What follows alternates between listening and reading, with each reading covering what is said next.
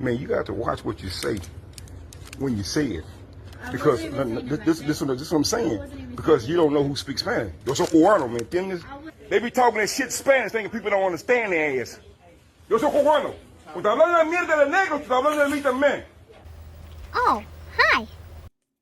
I'm C13, if you couldn't tell. So in light of that video, I thought, let me just share with the people what I'm doing to become more fluent in Spanish so that you can know when people is talking shit about you. So you can what? Clock that T, bitch catch it. I'm an artist based here in San Diego, California. So if you like Afrobeat music, hip hop, rap, R&B, just, you know, you want to follow along on this journey, just go ahead and subscribe. You know what I'm saying? This is awkward. a little more of a background about me, right? Okay, so I was born here in San Diego, California. My stepmom came into my life before I was wanting some change. She's Mexican, so when I was little, I was around her family a lot. She would take me to Mexico a lot, Tecate to be exact. Her mom, she didn't really speak English. She probably knew as much English as I knew Spanish. Yeah, we probably knew like the same amount. And then when I was about 7, 8 years old, I moved to Belize City, Belize, and grew up there, have my learning years there. Over there, it was standard for us to learn Spanish, just because there's a big mestizo population over there. There's people that speak Spanish over there. It was just kind of like a part of the culture to learn some Spanish. And then fun fact, Belize is actually the only country in Central America Spanish is not its main language. The main language is actually English, you know, because Miss Gruel and them, you know, settled there. Colonizer. British settlers and whatnot. That's why they speak English. All the other Central American countries, Panama, Honduras, Guatemala, all of them speak Spanish. When I was in high school, I mainly hung around Mexicans. I had this little small group of Mexican friends that I would hang out with. Spanish was all around, you know, at home with my stepmom, when I was with her, and then, you know, her family, and then in Belize, and then also in high school, and then going into college. I did take a year or two. I really can't remember. I might have took 2 years of Spanish. I really can't remember. You know what? Dora, she also played a role in, you know, my childhood as well. She would teach us some Spanish. So shout out to Dora and Boots and them. Spanish was always around from before I was 2 years old. Spanish was always around. And even like college, after graduating high school, I would go to TJ, Tijuana, whether it's just to get tacos or clubbing or whatever. But what really pushed me to want to learn Spanish is last year I went to the Dominican Republic, hence the shirt. I just really got inspired to really become fluent and learn the language. There's so many people there that look like me or close to me and speak Spanish. And actually, they look at me weird because I wasn't fluent in Spanish. They would look at me, they would be like, ¿Tú no hablas español? And I'm just like, poquito. Yo entiendo poquito. I don't know, it made me feel a type of way. Like, you know, I'm not used to seeing people that look like me or anywhere close to me speaking full-on Spanish. You know, I'm getting looked weird because I don't speak Spanish or I'm not fluent. So basically what I feel like as us Americans, and especially Black people, why don't we know a second language? There's a lot of people that are bilingual. Spanish, you know, people speak Spanish and English. I went to a really ghetto high school. I went to Morris. Shout out Morris Tigers. Skyline. Southeast.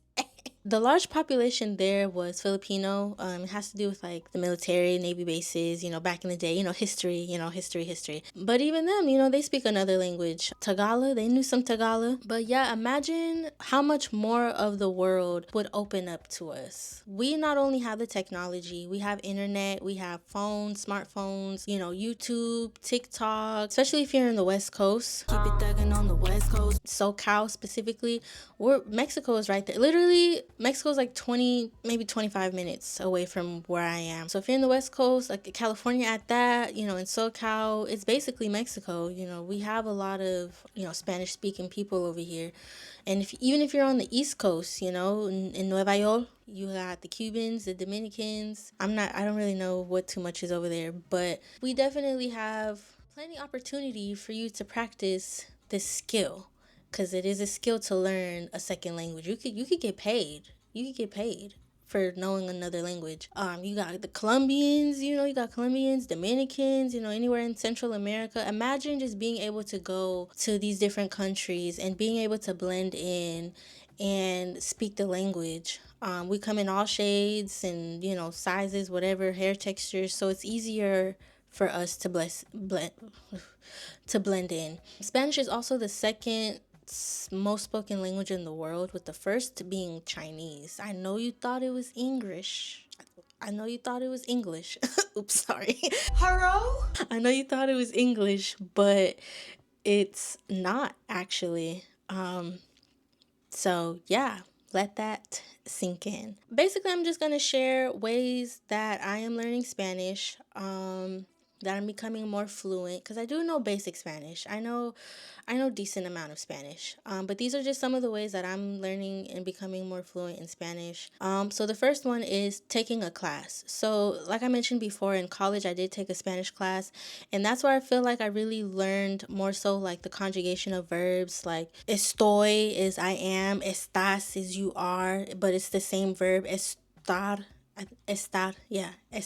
So you have to like conjugate it for yourself, for others, for a group of people. Like that's where I really understood that. I wasn't taught that growing up. So that's where I really, learned that, like sentence structure, how like some things you don't say, we say the red house, but in Spanish is la casa roja, the house red, or something like that. I'm still learning. It's like, the sentence structure, you have to do it backwards a little bit. But yeah, so I recommend taking a class just to get like your feet, like, just to have that structure. You have a teacher there that can teach you right then and there. You can ask questions. You're around other people that are also learning that you can practice with. I'm pretty sure a teacher has exercises and all that stuff. So I think taking a solid class is useful, whether it's in high school or college. Me personally, I started taking lessons. I really only took, I've taken one lesson. I do want to take more. Take a lesson from an actual person, like a one-on-one type of lesson. Personally, the Spanish that I'm trying to learn and become more fluent in is like the Dominican Spanish. My foundation is Mexican Spanish, but there is a difference. The lessons that I'm taking is with a Dominican lady. Not only can I kind of get more of the dialect and the slang and whatnot, porque necesito enseñar más palabras. Aprender, sí. ¿Quieres aprender más palabras? Sí. ¿Qué lo que? Okay. Wow, wow, wow. You want to be like wow, wow, wow? Yeah. Escucha. Listen. Me gusta esta canción. Quiere chapa, toma chapa. You need to tell this to the Game Boy. ¿Tú quieres chapa? Toma chapa. Sí, pero no. Necesito dinero primero. Hola, Carlos. Hola, ¿cómo estás? Estoy bien, ¿y tú? Bien. Sí, él dijo bien. But Spanish is Spanish. Whether it's from Spain, whether it's from Mexico, whether it's from Panama, it's still Spanish. It's just, it's just kind of like how in the U.S. it's English, but like somebody from California is gonna sound different from someone from Memphis. Cause I don't. She got a beautiful spirit. Beautiful spirit. Cause yeah, or somebody from deep in the country, we might not understand them. If you're like me, where you learned, you took a class way back in the day, now you can kind of like just take lessons if you don't really have time for like, a college course class or whatever. The second thing that I'm doing to help me become more fluent is Duolingo. So right now I'm actually on, let's see what my streak is. A 253-day streak. Yeah, we're almost 365 and I'm not fluent yet. So that's why I'm kind of like trying to implement these things to like get me there. Almost a year of Duolingo. Like it's literally, I started doing this Duolingo, started taking it seriously the first time I went to DR back in June of last year. I went to DR twice. Once in June and then one for my birthday in November. But so Duolingo, it's a free app. You can pay for extra stuff on it. You learn new words. words, you can listen, you can talk. You know, I'm always doing my Duolingo. If not, Duolingo will fight you, literally. Will smack you. Like, I feel like an addict. You know, sometimes I'm in the club in the corner. It's 11:50. I hadn't did my lesson, and I'm in the corner trying to do my Duolingo while people is shaking ass and blowing hookah. I'm over here trying to. So it's real. It's real in them Duolingo streets, honestly. So yeah, Duolingo is a great resource. It's free. It's free and it's free. So why not? You have access to it. You're watching me from a phone or a TV. You have something. Another resource I would say is YouTube. YouTube is a good resource. So not only can you follow like a channel or like, you know, Teach Me Spanish channel, but I've actually come across these little like short stories. It explains the story, straight Spanish, pictures a little cartoons, and then it'll repeat it again with like English subtitles. And then the third time it does it, I forgot. I like to use those short stories are cool. Like I try to just listen and see if I can understand what's going on before it gets to the section with where it has subtitles and whatnot. I'll link all the channels and whatever that I use in the description. Just check there so you could, you know, go check out those channels. But before you go to those channels, make sure you subscribe to my channel first. Okay? Okay. Deal? Pinky promise? Where am I? I'm like reading off of my screen. If you're like, why does she keep looking to the side? It's because I'm trying to read and I don't have my glasses on. So yeah. But yeah, so I also watch like, you know, because I'm trying to learn like Dominican slang. There's this one channel that I watch. It's kind of like, you know, like those Pop the Balloon shows, but it's DR version. Erede. They say erede over there, by the way. They don't say DR. They say erede. RD. Erede. So if I say erede, it's... because I'm cultured. Another thing that you can do is practice. So if you have friends or family members that speak Spanish, talk to them in Spanish. Use the little words that you know. If all you know is hola, greet them with hola. If all you know is adios, say adios. Say, bruh, who is messaging me? Who's calling that shit? Let me put this on Do Not Disturb or whatever. Oh, that's mean. I feel bad. Like, after somebody messages me and then I hit them with the Do Not Disturb, like, is that rude? Use whatever Spanish that you know. Like, use those words. Get comfortable with using those words. Por favor, please, all that stuff. Get comfortable with trying to respond in Spanish. I tell my friends, like, hey, I'm trying to practice and learn more Spanish. I'm trying to be fluent in Spanish. They send me reels now in Spanish, you know, so I can ja. So I can ja with them too.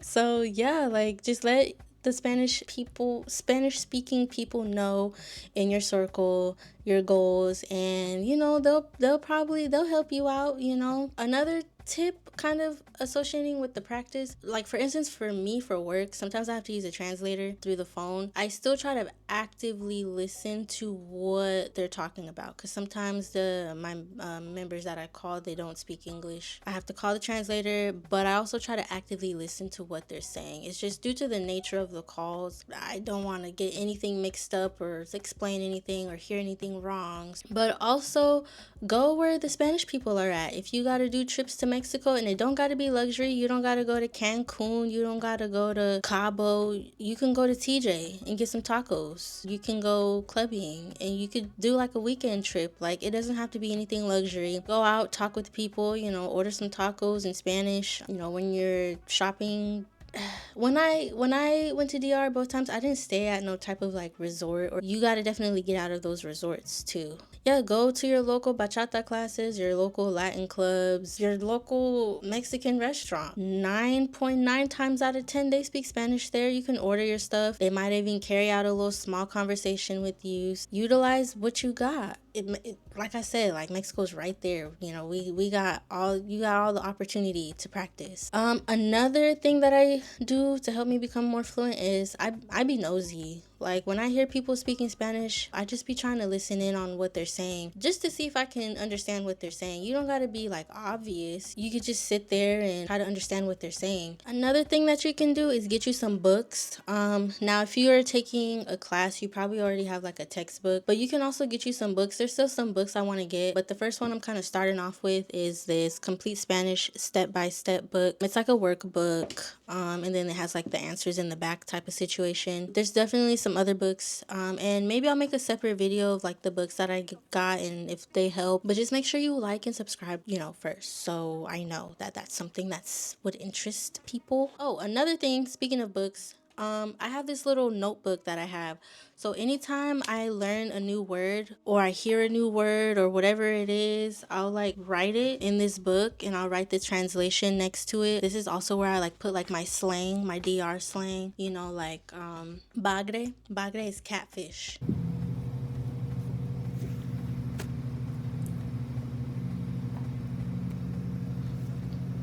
In RD. So I just write those words in here. I leave this blank because sometimes I'll try to challenge myself to put these words in sentences. Let me give you another, palabra de RD. El colmado. El colmado is like the little corner store.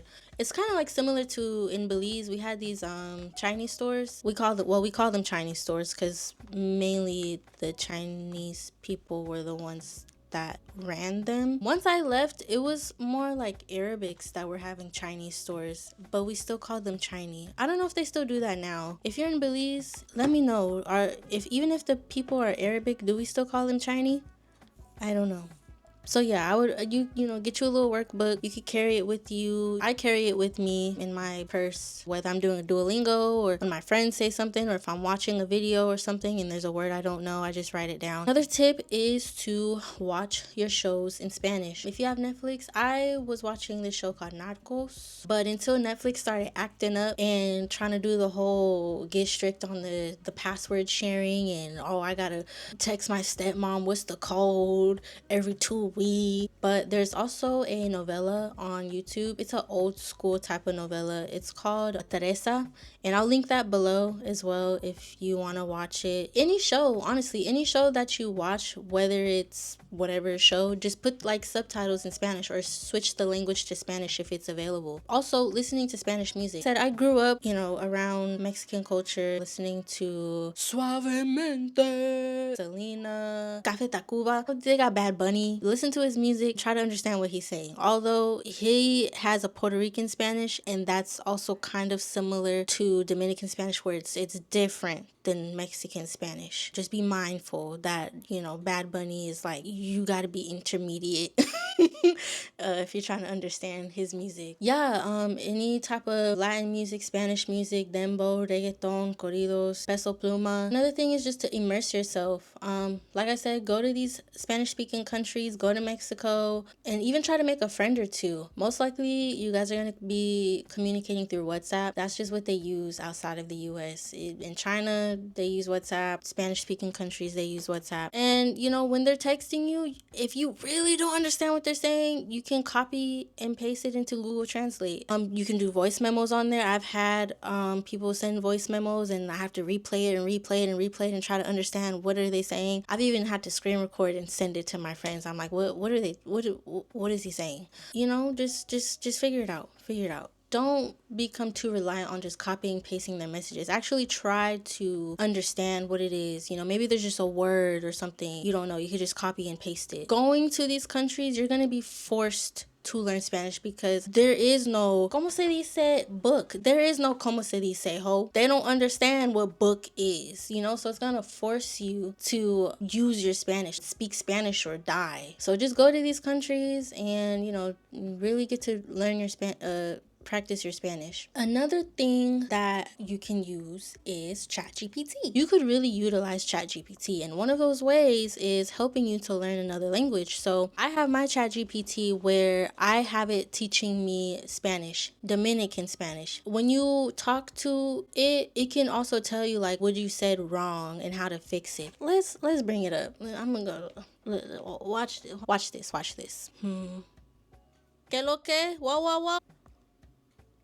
Jaja, qué energía. Eso suena como un tema bien pegajoso. ¿De qué canción es esa? No es una canción. Ah, entiendo. Estás soltando tu flow. ¿Qué significa qué lo que para ti? What did you say? what que lo que means to you. It's a phrase that sounds like it could be part of some slang or expression you're using. Sí, que lo que es como hola en RD. ¿Tú no sabes? ¿Tú no entiendes? Ah, ahora entiendo que lo que es una forma de saludo en RD, como decir que lo que o qué tal en otros lugares. Es un saludo bien común y relajado entre los dominicanos. Okay. Gracias.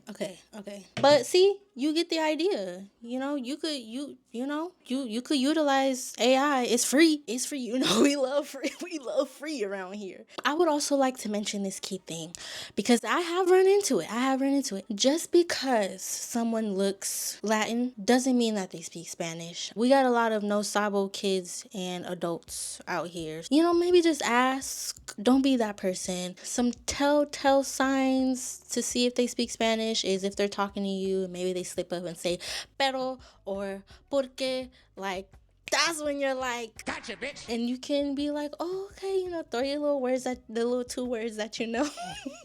But yeah, just be respectful, because I definitely have said buenos dias to some people and they're like, I don't speak Spanish. Just be mindful. Very demure, very mindful. Don't assume everyone is Mexican, because there's more Spanish-speaking countries other than Mexico. In conclusion, whether it's Spanish, Chinese, Arabic, Japanese, Hibachi Benihana Teriyaki. These are tools, these are steps, these are things you can do to help you learn a new skill, a new language. I have some fun video ideas that I'm thinking of doing, so just make sure you subscribe. You know, if you want to come on this music journey with me, this Spanish speaking journey with me, I'm also learning how to DJ. Just hit subscribe. Good luck. Time to say goodbye. Okay, bye. Quiero tequila, mami, mira. Estás borracha todo el día.